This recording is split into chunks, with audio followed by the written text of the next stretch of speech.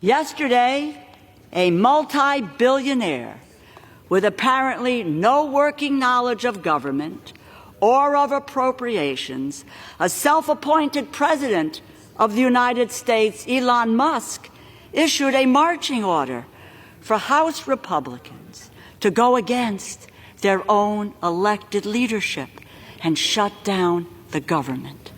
Soon after, Congress was on a fast track to a government shutdown. House Republicans are responsible for any harm and uncertainty brought upon the American people. And should some get their wish for a month-long government shutdown, they will be responsible for cleaning up their mess come Inauguration Day. We must unequivocally reject the illegitimate oligarchy that seeks to usurp the authority of the United States Congress and of the American people. Connecticut Democrat Rosa DeLauro did not hold back on President Elon Musk and his puppet Donald Trump while voicing her opposition to the MAGA-backed CR funding bills. Even though a government shutdown was eventually avoided, the control our country's oligarchs are exerting over our government, well, it hasn't been this brazen in years. The world's richest man, an unelected contractor reaping billions in government contracts, is calling the shots in the Republican Party. Who is in charge? And at the behest of the world's richest man, who no one voted for, the United States Congress has been thrown into pandemonium. We had a bill on Tuesday that was the result of a year and a half of work in which had the input of Republicans and Democrats, their interests, their concerns, the needs of their constituents. This bill has no such bipartisan input, and we are considering it in mere minutes after it was released. It removed key provisions to limit the power of pharmaceutical companies. It abandons our bipartisan efforts to ensure American dollars and intellectual property are reinvested in American businesses and workers, instead of fueling the Chinese Communist Party's technology and capabilities. It includes a 2-year raising of the debt limit. What does that do? That serves to allow Republicans to cut taxes on the ultra-wealthy like Elon Musk, raise deficits on the backs of the American people. The American public has been clamoring for this body to work together, Democrats and Republicans, across the aisle, to do what is in the best interest of the American people.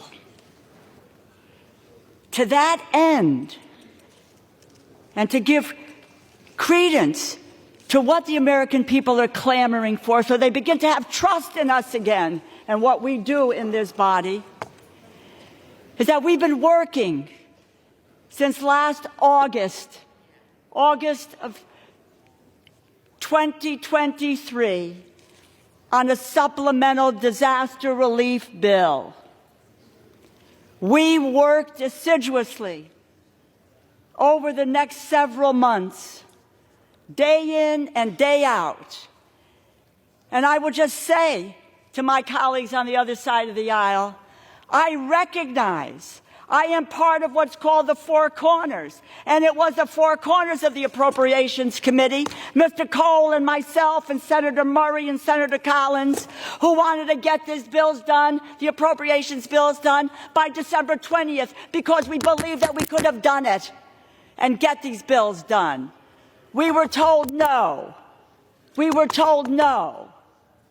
That we had to have a continuing resolution that would carry us into next year.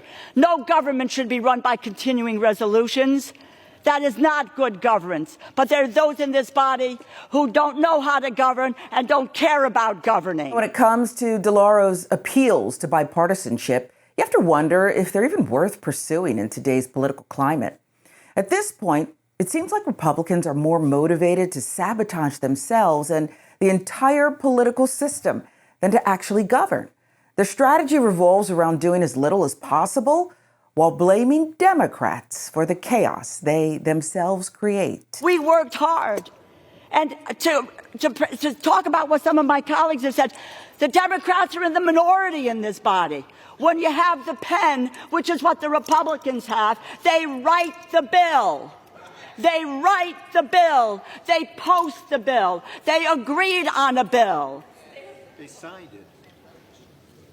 And you know what? They got scared because President Musk told them, President Musk said, don't do it. Don't do it. Shut the government down. Imagine. What does he know about what people go through is when the government shuts down? Are his employees furloughed? Hell no. Is he furloughed? No. And when you shut the government down, people don't get paid. And maybe if none of us got paid if the government shut down, some people on the other side of the aisle would feel differently about where we're going in this effort. We had an agreement. But you know, this is not different from what we've experienced over the last year and a half or so. Think about it. Biden, McCarthy, deal, come together. Next day, walk away. Johnson, Schumer, deal. Next day, walk away. And now this deal, walk away from it. Who do we trust in this body? And above all, can the American people trust us? Trust us with their lives. When we had a moment, when we came to agreement as Democrats and Republicans, and then we were able to say, let's move forward. This country, you know, one of my colleagues, I think it was Congressman Neal, who said this. The only currency we have in this body is our word. That's our credibility. That's our bond with each other. And when you break that bond, you break the ability to try to come together and be able to govern on behalf of the people of this country.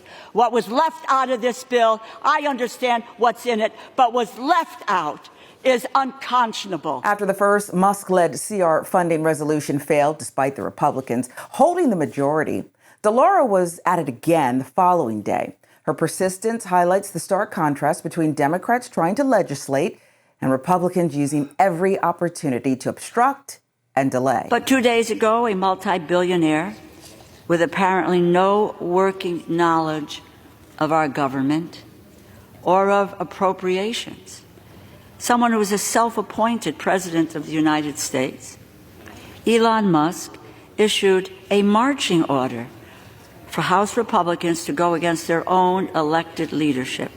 Shut down the government. Shut down the government. House Republicans are responsible for any harm and uncertainty brought upon the American people. And should some get their wish for a month-long government shutdown, they will be responsible for cleaning up their mess come Inauguration Day. Indeed, we are in completely unprecedented times when someone who has no knowledge of government, who has no knowledge of an appropriations process, who is external to the House of Representatives, can make his weight felt here in turning what was a bill that was on its way, a bipartisan bill, a bicameral bill, was on its way to achieving its goal of keeping the U.S. government open. And the goal, actually, is providing services to American citizens, to working families, middle-class families, vulnerable families,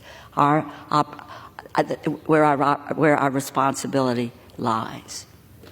The world's richest man, reaping billions in government contracts, is calling the shots in the Republican Party.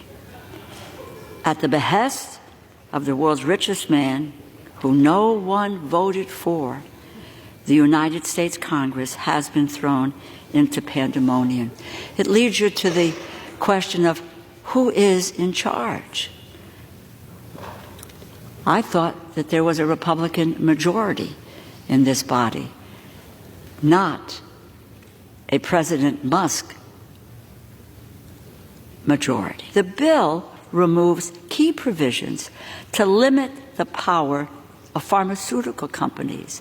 That means our prescription drug prices and what happens to the rising prescription drug prices, which families can't get to in order to be able to deal with any illness they have or to save their lives. It removes the provisions to protect SNAP recipients, people at risk of hunger, from the theft of their benefits. It struck a provision from our colleague Congresswoman Wexton to support research into treatments and cures for childhood cancer. Also, it drops the necessary efforts for our hospital preparedness programs.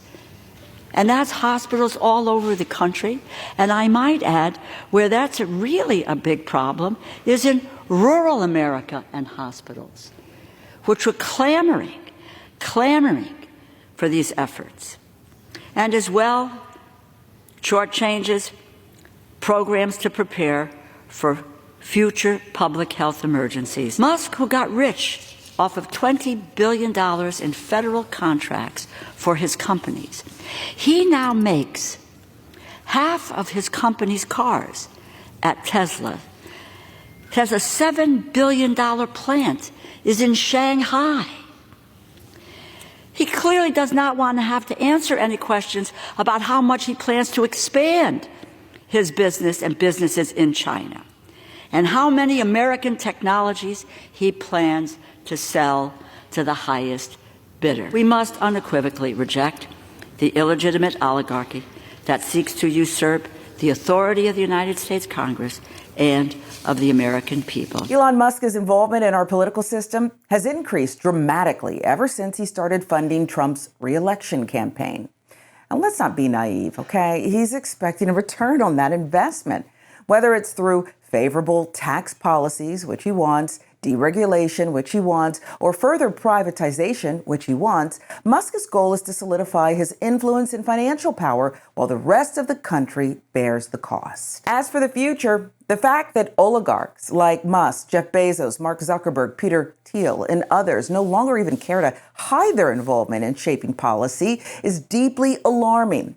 This level of blatant corporate control over our political system could lead to an even greater erosion of democracy.